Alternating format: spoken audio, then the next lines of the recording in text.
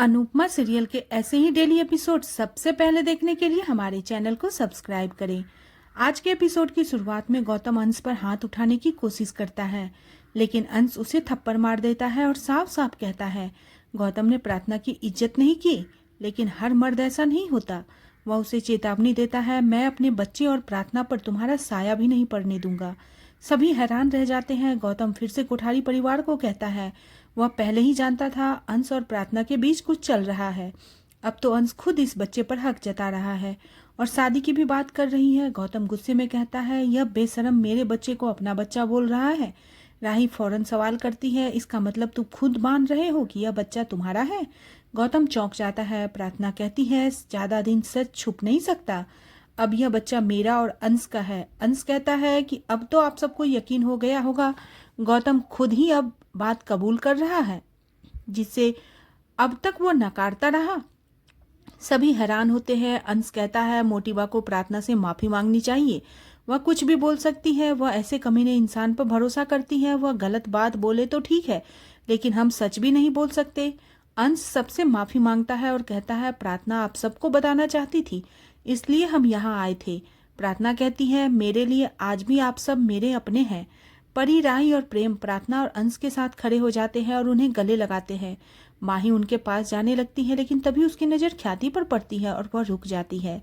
इसी बीच मोटिबा चिल्लाती है गुस्से में, प्रार्थना से कहती है वह इस रिश्ते को कभी स्वीकार नहीं करेगी।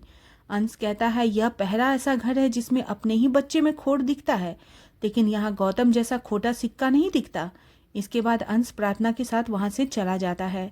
गौतम आग बबूला हो जाता है और कस्में खाता है कि अंश और प्रार्थना की शादी नहीं होने देगा। तभी प्रेम कहता है यह बोलने वाले तुम कौन होते हो? तुम्हारी मेरी बहन पर अब क्या अधिकार है? गौतम प्रेम पर चिल्लाता है। प्रेम उसे चुप कराता है और उसे चेतावनी देता है, अगर तूने मेरी बहन के आसपास भी आने की कोशिश की तो मैं तुझे इतना मारूंगा कि मोटी बापी तुझे नहीं बचा पाएगी। इसी बीच ख्याति गुस्से में अनुपमा पे पूरे हालात के लिए जिम्मेदार बना देती है। मोटी भाभी हामी भरती है और कहती है अगर अनुपमा वापस न आती तो अंश को यह हिम्मत न मिलती, वह प्रार्थना से शादी करने की बात करता। अनुपमा ने ही अंश और प्रार्थना को गुमराह किया होगा। राही यह सब सुनकर परेशान हो जाती है।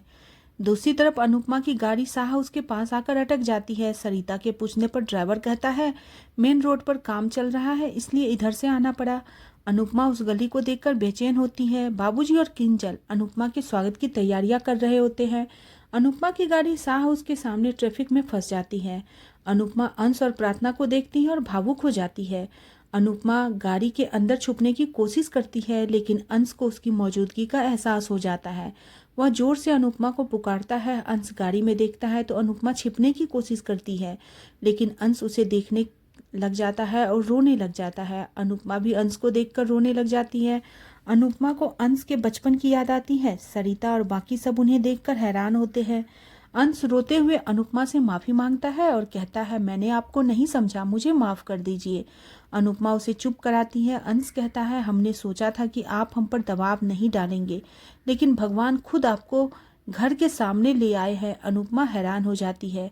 अनुपमा को अतीत की बातें याद आती है। वह मना कर देती है। अंश उससे जिद करता है वह घर लौट आए, लेकिन अनुपमा मना करती है। अंश अनुपमा को अपनी कसम देता है और कहता है अगर आप नहीं आए तो मेरा मरा हुआ मुंह देखूंगी।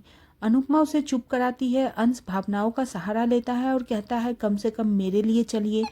अंश अनुपमा की गाड़ी से नीचे उतारता है। अंश अनुपमा को घर में लेकर आता है। अनुपमा को अतीत की बातें याद आती है।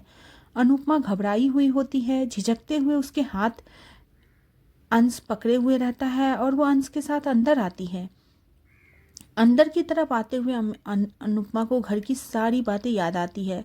अनुपमा की टीम भी उसके पीछे से आती है। अंश घर में आता है और बेहद खुश होकर भगवान को धन्यवाद कहता है। वह घर में सबके सामने सबको आवाज लगाता है, बाहर आने के लिए कहता है। बाबूजी, किंजल, तोसू, प्रार्थना अनुपमा को देखकर बेहद खुश होते हैं। पाखी और लीला दुखी हो जाती है। बाबूजी बाहें फैलाकर अनुपमा को अंदर आने के लिए कहते हैं।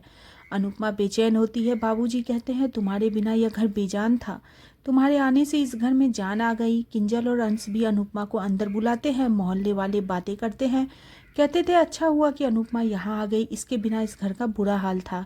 एक आदमी जसप्रीत से मनोहर जी के बारे में पूछता है। वह बताती है मनोहर जी को रास्ते में कोई काम था, इसलिए वह एकेडमी में ही उतर गए। अनुपमा लीला को देखती है, उसे अतीत की कड़वी बातें याद आती है। अनुपमा घबरा जाती है। बाबूजी हाथ जोड़कर कहते हैं, हम तुमसे माफ़ी मांगना चाहते हैं। हमारी माफ़ी के लायक नहीं है क्या? हम गलतियां करते गए, तुम हम हमेशा माफ़ करती रही। बाबूजी रोने लग जाते हैं और कहते हैं, भले ही तुम हमें माफ़ मत करना, लेकिन अपने घर में आ जाओ, यह तुम्हारी ही घर है। अंश भी अनुपमा को घर में आने के लिए अनुरोध करता है। किंजल और प्रार्थना भी अनुरोध करती है। तोसु कहता है, आप सुपरस्टार बन गई हो, आप बाहर खड़े होकर लोगों को फ्री में दर्शन क्यों दे रही हो? बाबूजी कहते हैं, तुम पूरे परिवार को संभाला, लेकिन तुम्हें कोई नहीं संभाल पाया। जब भी तुम्हें हमारी सबसे ज़्यादा ज़रूरत थी तब हमने तुम्हारा साथ नहीं दिया, लेकिन अब भगवान ने हमें पश्चाताप करने का मौका दिया है। अगर तुम यहाँ नहीं आती तो हम तुम्हारे पास माफ़ी मांगने के लिए आते। अनुपमा मना करती है। इसी बीच जसप्रीत कहती है, पहले घर छोड़ने के लिए मजबूर किया, अब हाथ जोड़कर वापस बुला रहे हैं, यह फेमस होने का नतीजा है। भारती जसप्रीत को चुप कराती है। बाबूजी अनुपमा के पैर पकड़कर उसे अंदर आने के लिए कहते हैं। अनुपमा उन्हें रोकती है। अंश और किंजल भी अनुरोध करते हैं। प्रार्थना कहती है, मेरे होने वाले बच्चे के लिए अंदर आ जाइए। अनुपमा यह सुनकर हैरान होती है। तोसु अनुपमा के पैरों में गिरकर कहता है, मुझे आपकी सेवा करने का मौका दो। अनुपमा गुस्से में उसे हटाती है। अनुपमा हाथ जोड़कर कहती है, मैं यहाँ नहीं आऊँगी, मैं आप सबसे बाहर मिल लूँगी। यह जाने लगती है। तभी बाबूजी उसका हाथ पकड़कर कहते हैं, तुम यह समझ लो, यह तुम्हारे बाप की अंतिम इच्छा है। अनुपमा कहती है, आप ऐसा क्यों बोल रहे हो? बाबूजी कहते हैं, आज मेरे अंदर का पिता कमज़ोर पड़ गया है।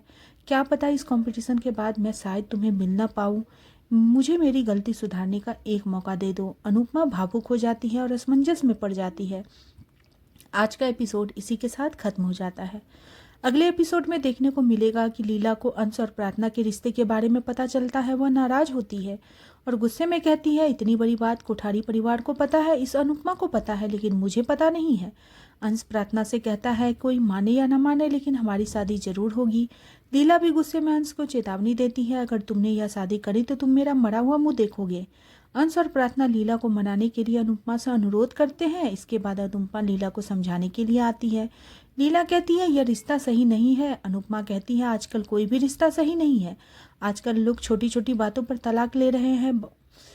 बेटा खुश रहेगा तो आप खुश रहेंगी। अंश की खुशी प्रार्थना के साथ है, इसलिए आप सिर्फ अंश की खुशी के बारे में सोचिए।